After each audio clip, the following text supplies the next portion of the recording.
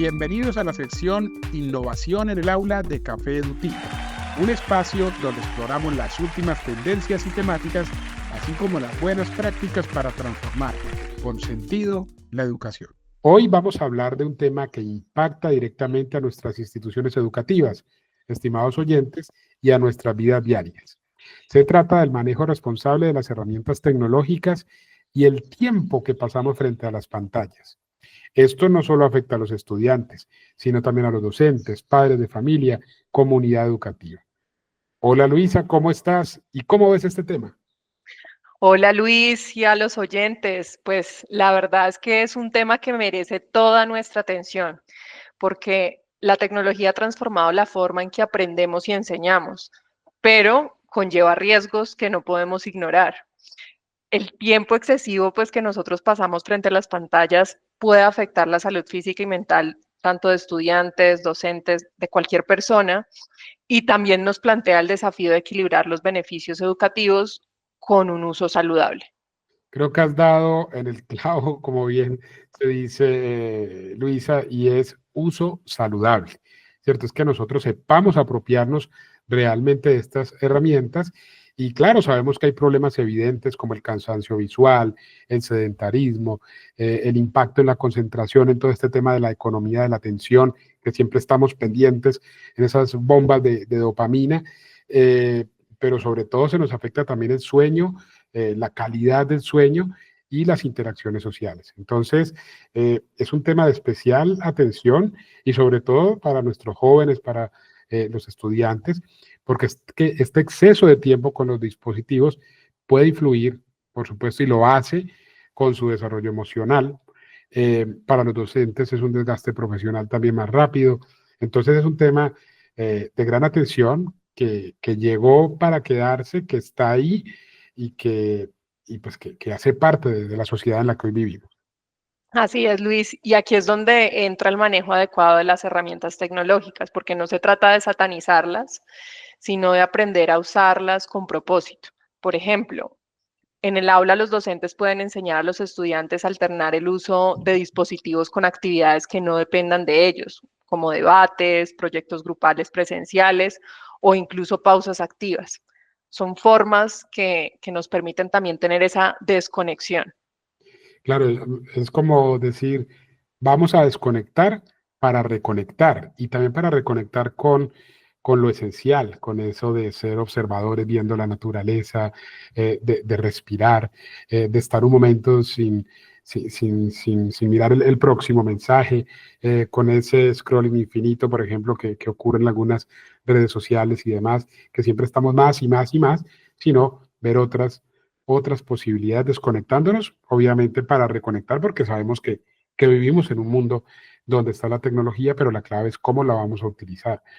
Eh, y claro, hay muchísimos riesgos, de hecho con nuestro invitado hoy, más adelante en la entrevista, vamos a hablar de esos riesgos eh, y de cómo las instituciones educativas deben ser conscientes. Y no es un trabajo solo de la institución educativa, sino de las familias y trabajar en conjunto para garantizar que ese entorno digital sea saludable, que haya un bienestar digital para todos, pero especialmente para nuestros estudiantes y jóvenes. Totalmente de acuerdo. Programas como los controles parentales o herramientas como los que ofrece Custodio y digamos que los apoyos en temas de recursos que ofrecen Avitools pueden ayudar a los colegios y a las familias a supervisar el uso de dispositivos y el manejo que se hace de los mismos. Pero más allá de las herramientas tecnológicas, es esencial educar en habilidades digitales y éticas para que los estudiantes entiendan cómo comportarse en línea de manera responsable. Y los docentes también necesitan formación en estos temas, no solo para protegerse ellos mismos, sino para saber guiar a sus estudiantes, porque Todos, toda la comunidad educativa. Ahí es una exacto, responsabilidad compartida. eso es Luisilla, porque es que si nosotros nos quedamos solamente como que, ah, no, yo me desaparezco y el problema no existe, pues hacemos como lo del avestruz. Entonces, no, el problema sí existe, debemos entender cómo está existiendo y bueno, saber que nunca había estado tan presente. Algo que, bueno, me adelanto a algo que dice mucho nuestro invitado y es como el tema del ciberbullying, por ejemplo, antes finalizaba o por lo menos se mitigaba un poco porque el bullying, pues digamos, cuando no había tantas tecnologías, pues los jóvenes ya estaban en los periodos de vacaciones, en fin, y como que se terminaba de algún modo, sin en ningún momento justificarlo y decir que estaba bien algo como eso. Pero el ciberbullying es omnipresente y está todo el tiempo. Y esto nos lleva a una reflexión un poco más amplia. ¿Qué estamos priorizando en el uso de la tecnología en nuestras instituciones educativas? Si no enseñamos a los estudiantes y docentes a usar estas herramientas con un propósito claro, corremos el riesgo de que las pantallas se conviertan en una distracción más que en una herramienta de aprendizaje. Por eso es tan importante crear políticas, estrategias en las instituciones educativas que incluyan, por supuesto, la formación, que haya unos límites claros y una comunicación abierta con las familias. Entonces, estamos hablando de la educación y de cómo esta educación digital debe ser integral, abarcando tanto el uso práctico como el bienestar emocional y físico de quienes la usan. Así es, Luis. En un mundo tan conectado, la solución no es desconectarse, sino aprender a conectarse de forma inteligente y consciente. Esto requiere esfuerzo de todos los actores, directivos, docentes, estudiantes y familias, que era lo que hablábamos antes. Es una responsabilidad compartida. Sí, sí, el sano equilibrio que ya, la justa medida que también nos enseñaban los griegos, el equilibrio entre tecnología y bienestar es un desafío, porque podemos transformar la educación no cuando apagamos el dispositivo, no cuando decimos no vamos a utilizar la tecnología digital que hoy tenemos al alcance, pero sí saberla usar y saber cómo darle sentido a nuestras clases, propósito pedagógico, propósito didáctico y entender para qué lo estamos utilizando. Entonces es importante esta reflexión que por supuesto cada institución, cada familia la hace adaptada a su contexto, pero que hay muchas generalidades comunes que tenemos en ello. Así es, Luis. Entonces sigamos trabajando juntos para lograr un equilibrio que potencie el aprendizaje sin comprometer el bienestar. Y continuemos en Café Duty con una entrevista fin y un invitado muy especial. Atención, mentes curiosas, prepárense para una aventura exploradora. Bienvenidos a la sección Entrevista Curiosa, conectando con expertos de Café Duty, donde revelaremos curiosidades y anécdotas fascinantes de la industria. Continuamos en Café Dutic, ahora con nuestra sección Entrevista Curiosa, conectando con expertos. Hoy tenemos la alegría de contar con Marcos Peña. Él es director y cofundador de Navitools, una organización educativa que promueve el bienestar digital y ofrece soluciones para gestionar la tecnología de manera saludable. Tema bien interesante. Marcos, un honor tenerte con nosotros. Bueno, hola Luis, hola Luisa. La verdad, muchísimas gracias por invitarme. Muy contento de estar acá y de volver a encontrarnos, esta vez en la virtualidad. Buenísimo. Exactamente. Bueno, Marcos, para comenzar, ¿podrías explicarnos qué es Navitools y cuál es su misión en el ámbito del bienestar digital? Claro, cómo no. Navitools es una consultora de bienestar digital. Es decir, acompañamos y ayudamos a familias y a organizaciones, principalmente del ámbito educativo, a alcanzar el bienestar digital. En otras palabras, cómo hacer que los niños no estén pegados a las pantallas y sí, y cuando las usen, lo hagan de forma correcta. Esto obviamente implica el trabajo con educadores, con los padres y con los chicos. Así que desde ahí y desde esta premisa de lograr hacer un buen uso de las tecnologías digitales, ofrecemos educación, soluciones digitales, consultoría, toda una serie de herramientas incorporadas en un programa paso a paso para alcanzar esto que llamamos el bienestar digital. Me gusta mucho esa expresión de bienestar digital, porque es que uno puede también malestar digitalmente y sobre todo cuando no hay unas relaciones sanas, no sabemos controlar el contenido, cuando estamos infoxicados también con tanta información.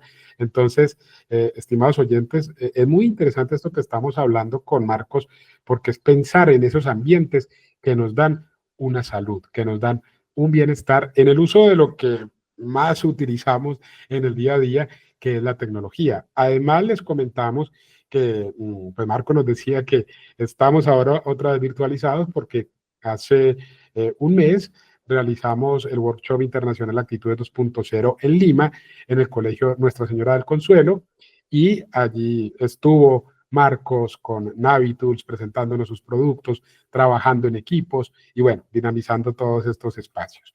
Bien, Marcos, en el contexto actual, donde precisamente la tecnología es omnipresente, como lo estábamos diciendo, ¿cuáles consideras que son los principales riesgos para niños y jóvenes en el entorno digital? Claro, si te parece, voy a hacerte un retruco, como decimos acá, en Sí, Argentina. Y volviendo sobre este concepto anterior del bienestar digital, voy a definir primero qué es el bienestar digital. ¿Te está parece? perfecto. Me encanta. Bien, porque es un término algo nuevo, quizá en inglés el digital well-being ya es algo que se escucha un poco más, especialmente en Estados Unidos o Reino Unido. Pero ¿de qué hablamos cuando hablamos de bienestar digital? Primero, cuando se habla de bienestar se habla de un estado. No es una cosa que se alcanza y ya está, llegué. Es un estado y por lo tanto requiere trabajo, requiere esfuerzo, requiere toda una serie de cosas. En este caso concreto, cuando hablamos de bienestar digital nos referimos a cuando logramos este estado en el que hacemos un buen uso de las tecnologías. Y esto es importante, un buen uso. Es decir, que las vemos como una herramienta. Nos llevan de A a B. Hay una intencionalidad detrás del uso que le damos a esas tecnologías digitales y por lo tanto somos nosotros quienes las usamos y no ellas a nosotros. Esto requiere que sea a través de un entorno seguro, de un entorno ordenado y diseñado para ese uso que queremos hacer. Por lo tanto, ese paso previo es educarnos en el uso de las tecnologías digitales, en qué está pasando en el entorno, qué sucede hoy en el mundo en respecto a las tecnologías digitales, pensar un poco nuestra cultura digital, es decir, ese conjunto de hábitos y de comportamientos respecto a las tecnologías y el lugar que ocupan en nuestras vidas, y entendiendo ese escenario y el uso que le queremos dar, trabajar activamente por ese entorno digital para diseñarlo, para que pueda acompañar ese uso que le queremos dar. Si aplicamos bajo estos tres pilares, logramos desarrollar esa estrategia, ahí es cuando nos acercaremos al bienestar digital, que básicamente quiere decir que las tecnologías ocupan un lugar positivo en nuestras vidas. Perfecto, Buenísimo. Marco, eso está muy bien. Y chévere que se tenga como esos pilares para, pues, para trabajar en ese bienestar que mencionas. ¿Podrías comentarnos un poquito de cuáles son esos riesgos que tú has visto en el día a día, en el trabajo con las instituciones educativas, con los estudiantes? Porque a veces creemos como que no, es X o Y, pero me imagino que tú estás ya ávido de ver muchas cosas, como que nos comentes algunos ejemplos. Claro. A ver, en el paradigma en el que estamos hoy, donde las tecnologías llegaron sin pedir permiso ni perdón, con lo bueno y con lo malo, Sí. con las oportunidades y con los desafíos, lo primero que hay que entender es que penetraron en todos los ámbitos de la vida. Entonces, los riesgos y los desafíos que se abren son inmensos. Pensado desde una perspectiva educativa, también lo podemos segmentar inclusive en esos riesgos o desafíos que hacen al propio proceso de enseñanza, o esos riesgos y desafíos que hacen al uso que le dan los estudiantes, o a lo que inclusive ocurre en las casas, ¿no? Porque la educación no es inherente únicamente a lo que sucede en el colegio, en las escuelas, también va a lo que pasa en las casas.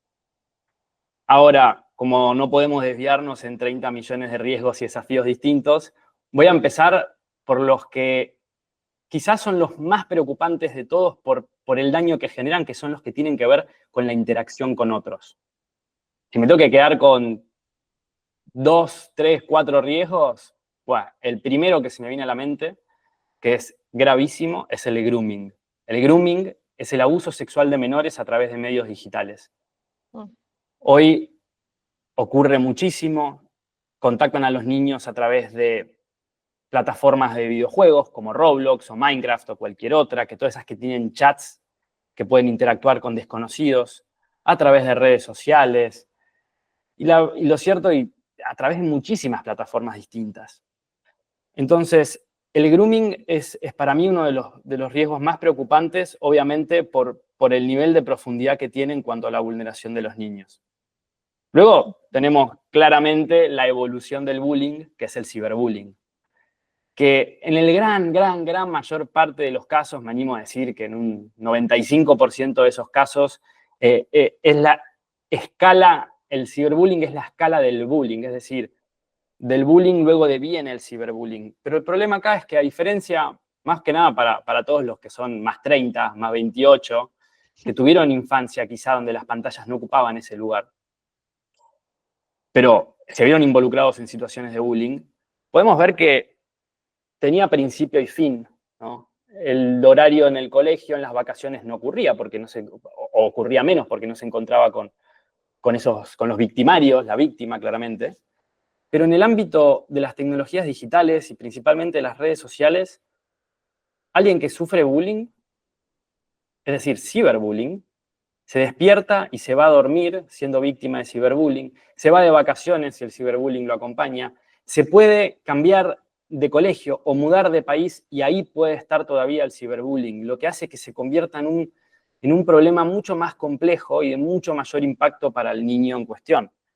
Especialmente teniendo en cuenta que todo eso además va dejando una marca, en una huella digital, esas publicaciones quedan activas y de hecho son amplificadas por los propios algoritmos, no porque quieran amplificar el bullying, sino porque suelen ser contenidos altamente reactivos que generan mucho engagement, es decir, interacción, y eso le da más voz y voto a esas publicaciones porque generan amplificación. Y eso, de hecho, también se relaciona con las famosas fake news. Al haber mayor contenido emocional y mayor espectacularización de la noticia, se habla de que las fake news tienen hasta 6 veces mayor poder de difusión que una noticia real. Luego tenemos otro tipo de riesgos, ¿no? Que tienen que ver con, bueno, el acoso, no necesariamente ciberbullying o necesariamente grooming, puede ser acoso inclusive a influencers. ¿Cuánto escuchamos ahora de cantantes, actores, actrices que deciden irse de las redes porque tienen mucho hate? Y luego, así en la interacción con otros, obviamente nos encontramos riesgos a nivel ciberseguridad, estafas, pero empiezan a aparecer todo lo que son los riesgos inherentes al propio uso de las tecnologías digitales. Partiendo de la base de que estas tecnologías se dan en un entorno de lo que se llama la economía de la atención, que es el modelo de negocios que hoy gobierna las grandes empresas tecnológicas. Y no creo que valga la pena hacer una profundización de cómo y por qué llegamos a este modelo, pero lo que es importante es entenderlo. Y es entender que hoy las plataformas que utilizamos monetizan, es decir, ganan dinero con nuestra atención. Hoy nuestra atención es un commodity, ¿no? Entonces, lo que sucede acá es que utilizan nuestra información personal, toda esa data, esa famosa data que recolectan, utilizan, y si a través de todos estos algoritmos y distintos mecanismos del diseño persuasivo, lo que buscan es que nosotros pasemos enganchados la mayor cantidad de tiempo posible a esas pantallas, ¿verdad? Para eso tenemos que tener nuestra atención puesta en las pantallas y, por lo tanto, el diseño de esas propias tecnologías busca la retención, busca que pasemos mucho tiempo ahí. Y van a personalizar el contenido y poner un botón y aprovechan todo un complejísimo y grande entramado de mecanismos que buscan retenernos. Y es desde ese complejo mecanismo y ese diseño persuasivo que empiezan a aparecer muchos otros riesgos. Riesgos asociados al uso excesivo de las pantallas, riesgos asociados a la construcción de la identidad, a la autoestima, riesgos que tienen que ver con el sueño, ¿no? Reed Hastings, que es el CEO de Netflix, en una entrevista, muy tranquilamente dice, nuestro mayor competidor no es Prime, no es Disney, es el sueño. Vale aclarar que irónicamente Reed en inglés sería como leer, ¿no? La pronunciación, el CEO de Netflix. Increíble. O sea, ya está garantizado que todos quieren ver Netflix, es decir, es cuando cae el sueño, cuando ya no podemos más, que bueno, ahí está el gran competidor. De Claro, hecho, para ellos Marcos, el sueño es ese competidor, porque qué bueno. ¿qué buscan? Que estemos la mayor cantidad de tiempo enganchados en la pantalla. Y luego se puede seguir profundizando en otro tipo de riesgos o desafíos, ¿no? Por ejemplo, el famoso fear of missing out, el miedo a perderse algo, el FOMO, del que tanto se habla, que es algo que plantea un enorme desafío para los padres, porque los chicos dicen, hey, pero si yo no estoy jugando al Fortnite o utilizando las redes o tengo un smartphone, no puedo conectar con mis amigos y me quedo afuera, que es claramente el argumento de bandera de los niños, y es un argumento real. Es cierto que se pierde una cierta interacción social.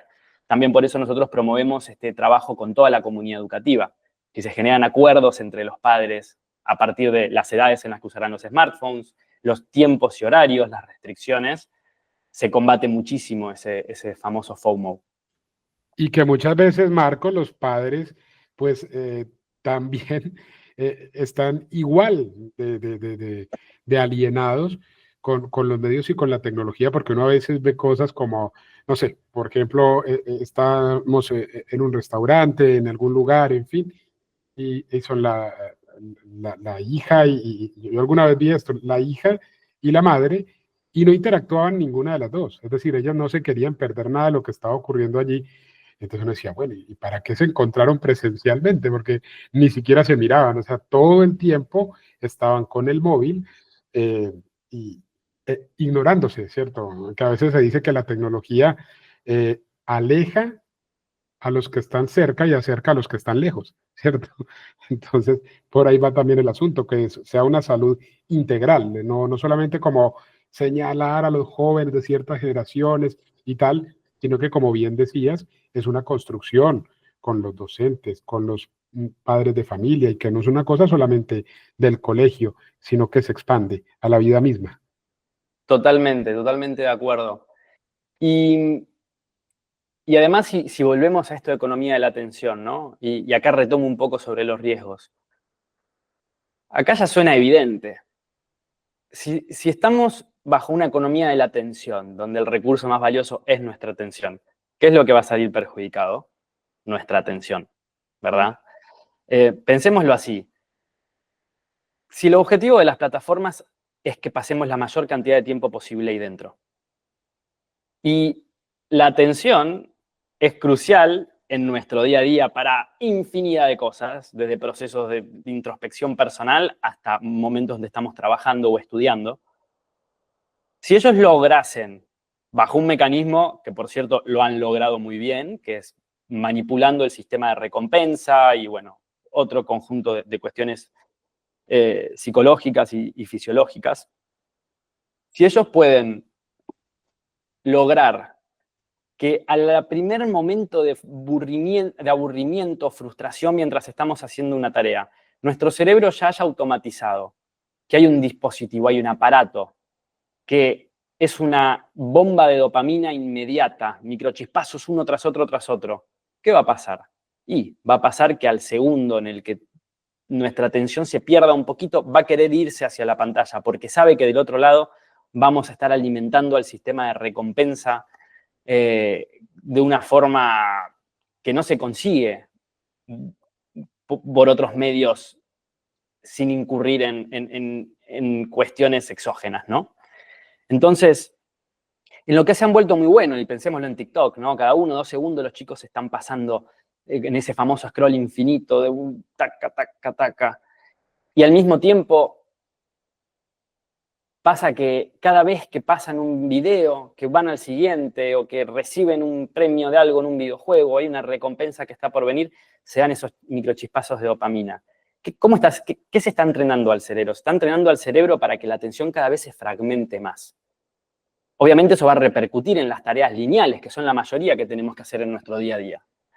Entonces la atención en sí misma se fragmenta intencionadamente para que luego nosotros automaticemos ante esa sensación de aburrimiento. Del aburrimiento luego sale frustración, estoy frustrado porque estoy aburrido. En un proceso saludable, uno piensa, ok, ¿cómo rompo esa frustración?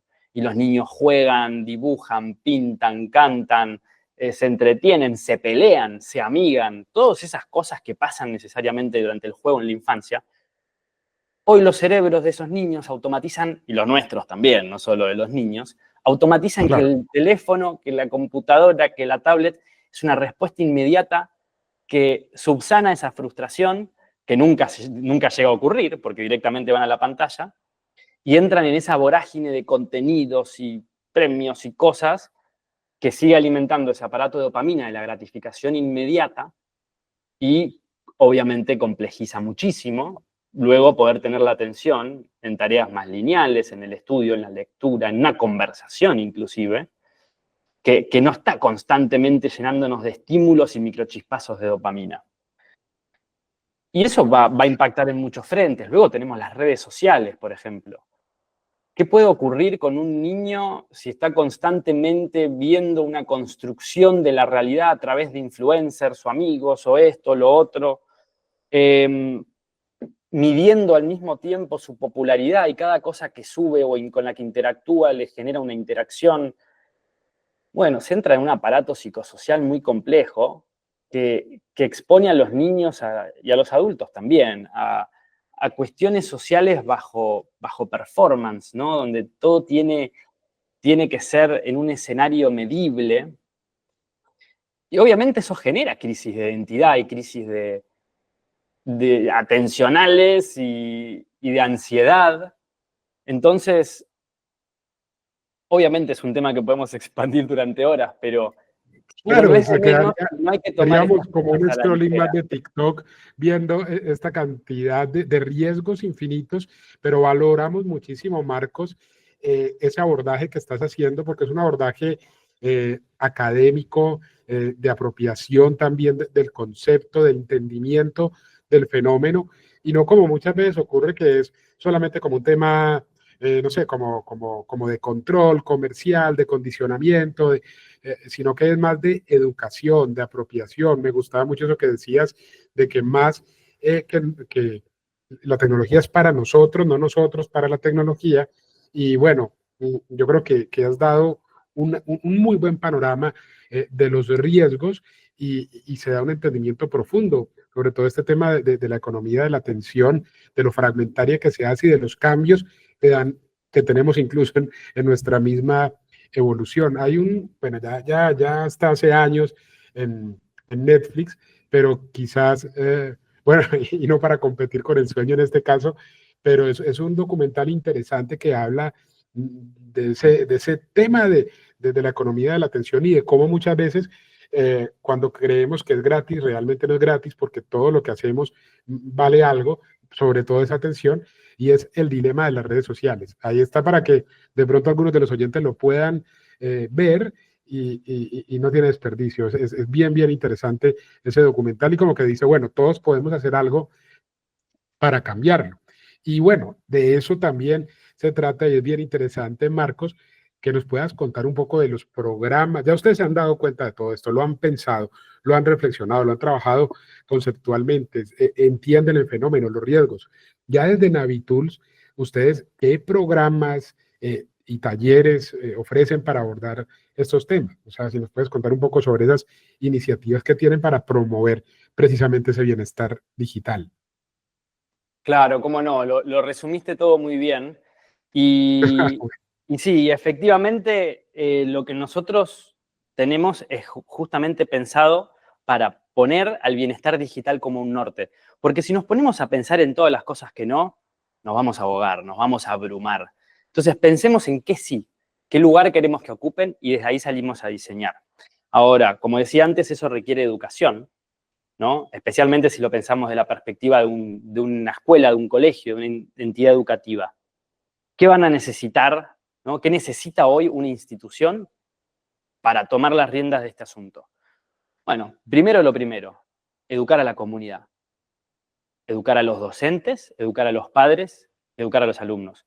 Así que en esa línea tenemos nosotros una capacitación para el cuerpo docente que se puede realizar en 1 o 2 jornadas, es algo bastante sencillo, donde les ordenamos el panorama. Está sucediendo esto, de esta forma impactan los niños y en el aprendizaje, porque obviamente hay un montón de cuestiones cognitivas detrás de todo esto. O sea, hoy las tecnologías utilizan las ciencias cognitivas para modificar nuestro comportamiento. Bueno, cómo le damos vuelta a eso, ¿no? Y a la par, y yendo por los pilares, hay que educar también a los padres, hay que educar a los chicos, ofrecemos talleres para los chicos, charlas de concientización para los padres, e inclusive contamos con una plataforma educativa a la que pueden ingresar padres y madres o cuidadores, y desde donde pueden, les tenemos ordenado en un programa paso a paso el qué está sucediendo, por qué puedo hacer al respecto, cómo configuro los dispositivos, cómo hablo con mis hijos un tema o el otro, qué pasa con la pornografía, el ciberbullying, el grooming, las apuestas online, un terrible riesgo que hay hoy, pensamiento crítico y desinformación y muchos otros, pero todo ordenado. Primero centrémonos en construir lo importante y además les damos actividades para hacer con los hijos. Entonces nosotros lo dividimos en dos programas, programa escolar y programa familiar. En el programa familiar acercamos esta plataforma con estos recursos, así como acercamos también el control parental custodio, ofrecemos sesiones de orientación y sesiones de soporte técnico, y desde el programa escolar buscamos, primero, alinear a la comunidad, es decir, generar un acuerdo entre los padres y las madres de toda la institución para que decidan las reglas y los principios básicos de qué lugar van a ocupar las tecnologías fuera del ámbito escolar y del ámbito escolar también. Capacitamos al cuerpo docente para que puedan trabajar las cosas con los chicos, les ofrecemos toda una batería de talleres, actividades para que hagan en las aulas y demás, para abordar estos temas. Y, como es muy importante trabajar sobre el diseño del entorno, ofrecemos tecnologías también de la suite de Coria, que lo que permiten a los colegios es, primero y principal, gestionar toda la cuestión de seguridad. Es decir, el gran desafío que hoy tienen los colegios es que casi siempre contratan algún tipo de firewall, ¿no? Un filtro de contenidos que opera sobre el Wi-Fi, el Internet del colegio. Pero, claro, si los chicos se comparten datos desde el teléfono, se pueden romper esas barreras de seguridad. Bueno, lo que hacemos, estas tecnologías trabajan sobre el propio dispositivo, entonces se evita ese problema, le agrega filtros de contenido para que no accedan a pornografía, sitios violentos y demás, pero al mismo tiempo le permite a todos los docentes gestionar lo que está ocurriendo con las pantallas en las aulas. Entonces, no solo tienen acceso a todas las pantallas, sino que pueden elegir cuáles son las aplicaciones o páginas específicas que quieren que los chicos accedan durante las aulas, y todo eso lo hacen en 1, 2 o 3 clics. Entonces, para resumir, el programa escolar, donde trabajamos con toda la comunidad, ofrecemos soluciones tecnológicas para proteger y gestionar los dispositivos.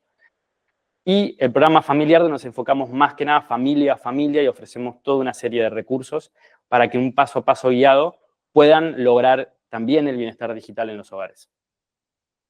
Genial, Marcos, o sea, es súper completo porque entonces ahí Navitools cierra como todo, la parte formativa, o sea, el entender qué es lo que está sucediendo y más buenísimo, me parece genial que involucren a los padres porque a veces se enteran de algunas cosas pero no de todo y ahí ustedes como que los aterrizan, los ponen polo a tierra de lo que está sucediendo y cómo ellos pueden evitar esos riesgos que pueden ser inminentes. También cómo hacen el enganche con las escuelas y pues cómo tienen el MDM para poder ya cerrar todo el paquete y tenerlos realmente seguros.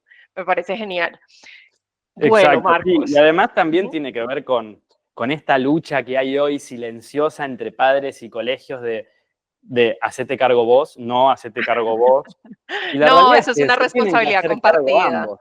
Sí, Exacto, es un problema sí, que nos aborda y nos impacta a todos y en los que todos nos tenemos que hacer cargo.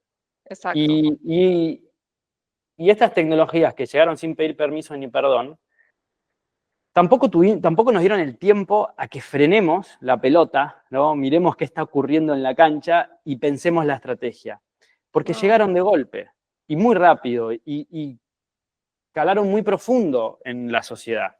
Entonces, un poco lo que venimos a traer con nuestro proyecto es, hey, frenemos un poquito, entendamos qué está ocurriendo y activamente pensemos a dónde queremos ir con las tecnologías. Y nosotros buscamos acompañar todo ese proceso. Obviamente aborda muchos frentes, y es por eso también que hemos tenido un par de años de investigación y desarrollo, y rediseñamos constantemente lo que estamos haciendo, y hay muchos desafíos por ese lado, pero por suerte estamos en un momento donde estamos viendo que esto empieza a correr, que los resultados están, que las familias y los colegios rápidamente, y eso es muy importante, pueden cambiar esas dinámicas. Y cuando se dan cuenta que hay un método para hacerlo, el alivio que le ofrece a todos es enorme y el impacto también, así que eso nos pone muy contentos. Claro, qué bueno. No, es que ahí, mejor dicho, como diríamos en Colombia, dieron en el clavo. O sea, es algo que está sucediendo y ustedes aquí tienen una muy buena solución entre manos. Bueno, Marcos, recientemente participaste como patrocinador en el Workshop Internacional de Actitudes 2.0, como bien lo mencionó Luis David hace un rato, en el Colegio Nuestra Señora del Consuelo en Lima, ¿no? Allí nos desvirtualizamos y queríamos preguntarte ¿cómo viste esa experiencia y cómo esta colaboración se alinea con la misión de Navitools? Bueno, primero, de vuelta, gracias por esa invitación. Y lo cierto es que la experiencia me encantó. Me encantó por varios motivos. El primero y principal, la presencialidad, que es algo que hoy, si bien está volviendo mucho, creo que necesita un nuevo empujón. Vernos cara a cara, interactuar, darnos la mano, conversar. Después lo otro que me gustó muchísimo de este evento es el planteo, ¿verdad? Cómo se sale de la típica rutina de conferencia o congreso donde va un exponente y habla y listo. Y obviamente habían exposiciones que estuvieron muy bien. De hecho, Luis dio una gran exposición. No recuerdo si vos también, Luisa. Creo que ambos, ¿verdad? Sí, también. Pero lo que dices, como cápsulas más bien del cómo y de motivar para que los protagonistas sean pues, los participantes y las marcas. Exacto. Pero luego esa interacción que se generaba entre las marcas, entre los directivos, los estudiantes, y eso de ponernos todos a trabajar en conjunto para pensar estos problemas y cómo los podemos resolver y qué se puede hacer, la verdad que ofreció muchísimo valor. A mí me esperanzó mucho también ver a los estudiantes principalmente que entendían rápido lo que estaba pasando, cómo nos impactan las tecnologías y qué se puede hacer al respecto, y buscar también romper esa barrera que suele haber entre los docentes y los alumnos, donde siempre hay una disparidad y directivos, y que ahora estuvieran trabajando juntos en equipo, inclusive con las marcas, que menos solemos estar trabajando de esa forma con los estudiantes y con los docentes. La verdad que me gustó muchísimo. Fue algo muy distinto a lo que acostumbro y que al menos para mí fue muy revelador de muchas cosas y tuvo muy buenos resultados. Qué bueno, Marcos, pues muchas gracias por esto que dices, gracias por saberlo valorar, porque sabemos que estos espacios que cuando a veces no son los habituales, pues pueden ocurrir también como los extremos, como alguien que dice, ay, ¿qué pasa? Pero ¿por qué el protagonismo no lo tienen los conferencistas? Pero creo que también lo ha resumido muy bien, precisamente en ese interactuar que normalmente no es acostumbrado entre marcas, directivos, docentes, estudiantes y sobre todo solucionando retos puntuales, sabiendo que está muy conectado el mundo de la educación también con el mundo de la empresa. Entonces, creo que esto hace como una muy buena articulación. Y Marcos, pues la verdad que agradable ha sido conversar con vos. Seguramente se vienen proyectos futuros. Me encanta que sobre todo una persona joven, emprendedora como vos, pues esté liderando este tipo de preocupaciones, pero con soluciones reales y como también ese recuperar la esencia de lo que somos, el vernos como seres humanos, el saber que no es de culpar ni de señalar, pero sí de entender y de saber actuar y de poner como esas soluciones a disposición, pero en contexto, pues es lo que nos queda, porque si casi que como decía Gandhi, debemos ser el cambio que queremos ver en el mundo. Entonces, seamos ese cambio que queremos ver en el mundo, en el relacionamiento, en nuestros hijos, en nuestros sobrinos, vernos en esas personas que son también nuestros seres queridos y que son las nuevas generaciones que llegan con nuevas propuestas de humanidad. Y ahora que se vino la inteligencia artificial, sí que es importante hacer la diferencia como humanos. Entonces, muchísimas gracias Marcos por el acompañamiento. Sin embargo, todavía nos queda un poquito más, Luisa, ¿cierto? Exacto, sí. Invitamos a nuestros oyentes a visitar el sitio web de Navitools para conocer más sobre sus programas y recursos. Y bueno, como saben, todavía no hemos finalizado, como dijo Luis David, porque en esta sección nos gusta conocer otras facetas de nuestros entrevistados que conectan con lo creativo, los hobbies, la imaginación, y hacemos lo que llamamos las preguntas curiosas. Así que sigan con nosotros para el cierre. Bueno, Marcos, entonces vamos a arrancar con la primera pregunta curiosa. Si tuvieras que elegir una película o libro que refleje el impacto de la tecnología en la vida de las personas, ¿cuál sería y por qué? Muy buena pregunta. ¿Puedo hacer trampa y elegir más de una? A ver, bueno, está bien. Claro, claro que Dale, sí. Bien. llegaste súper inspirado. Sí, qué bueno. Bueno, es que también las personas hoy es un término muy amplio y me gusta por ahí poder verlo desde la perspectiva de un niño, de un adulto. Eh, y, y sobre películas, hay una película que se llama The Mitchells vs. The Machines, o Los Mitchells versus las máquinas, muy buena, muy divertida para ver con niños, es una película animada, que toca muy bien esas dinámicas que están ocurriendo hoy, esa diferencia quizá cultural que hay entre los padres y los chicos, y que además es una película muy divertida, cataclística, sobre que las máquinas y la inteligencia artificial toman el control, que es un gran disparador de conversaciones en las familias con los más chicos. Además, los padres la van a pasar increíble viéndola, o los docentes si la ponen en las aulas con los chicos. The Social Dilemma es un documental que ya mencionaste, Luis, y me gusta mucho. Creo que si bien al menos puede tener, es una teatralización, entonces puede parecer un poco alarmista o asustar, lo cierto es muy atinado. Exacto. Y me parece que también es un gran disparador de conversación y puede ayudar a entender lo que vive la cabeza de alguien que está envuelto en esas dinámicas de sobreexposición a esas pantallas, especialmente en las redes sociales. Y después de libros, me cuesta mucho elegir uno porque hay un autor que a mí me fascina, que se llama Byung-Chul Han. Es un autor coreano, que si no me equivoco ahora vive en Berlín, que un poco su bibliografía son pequeños libros cortos que tocan temas específicos. Hay un par que me gustan mucho. Diría que Infocracia es un libro que me gusta mucho. Psicopolítica también. Y La sociedad de la transparencia y la desaparición de los rituales. Él es como que analiza la filosofía en los tiempos de hoy, donde las pantallas atraviesan todas nuestras vidas. Son libros bastante sencillos para leer, no son libros para expertos en filosofía, para nada, y yo no lo soy, muy lejos estoy, y me defendí bastante bien con esos libros. Pero la mirada que tiene Byung-Chul Han sobre cómo las tecnologías nos están afectando y cambiando la psicología de la gente y a nivel sociológico cómo están impactando, me parece una absoluta maravilla. Así que para cualquier entusiasta para entender estos temas, es algo que recomiendo muchísimo. Y cualquier video que puedan encontrar en Instagram, TikTok o YouTube de Santiago Bilinkis, que es un gran divulgador argentino, también autor de Guía para sobrevivir al presente. Y ahora, con eso ya me retiro. Espectacular libro para leer, Guía para sobrevivir al presente, que de hecho ahora Santiago Bilinkis lo ha hecho gratuito, así que lo pueden descargar online.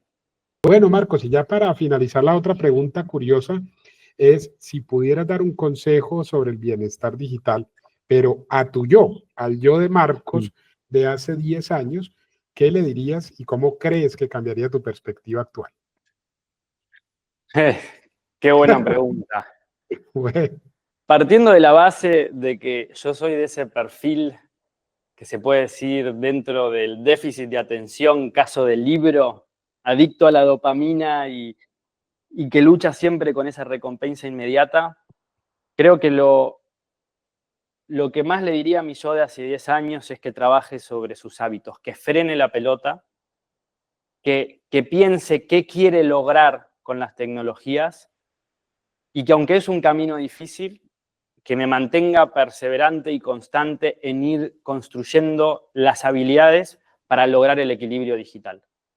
Creo que también la mayor recomendación que le podría dar, para ir más a lo concreto en qué podría hacer, es que baje a papel cuáles son esos hábitos casi automáticos que tengo, ¿no? que tiene mi yo de hace 10 años, y cuáles son las cosas que puede modificar de ese entorno, de esas rutinas, para interrumpir esos comportamientos no deseados y favorecer los comportamientos deseados. Creo que hay un inmenso poder en el diseño del entorno para que nos ayude a hacer las cosas que queremos hacer y nuestra vida sea más fácil y mejor. Así que me hubiera encantado conocer de este tipo de herramientas antes, y eso creo que es lo que más le diría a mi yo de hace 10 años. Qué buena respuesta. Además que creo que esto del equilibrio digital lo necesitamos todos. Eso que decías de esos shots de dopamina, creo que ya muchos lo hemos experimentado y sí, a veces cuesta. Entonces, buena Sí. la táctica ahí de bajar todo a papel, definir como, bueno, estos hábitos hay que modificarlos y ponerse en ello, ¿no? Porque finalmente son hábitos que no convienen. Bueno, Marcos, gracias de nuevo por todos tus aportes para Café Dutic. Seguimos conectando significativamente las reflexiones sobre educación en España y América Latina. Así que muchas, muchas gracias. Muchísimas gracias a ustedes. Un placer poder conversar. Es hora de encender la chispa de la innovación, Luis. Bienvenidos a la sección Novedades Transforma tu Aula de Café Dutic.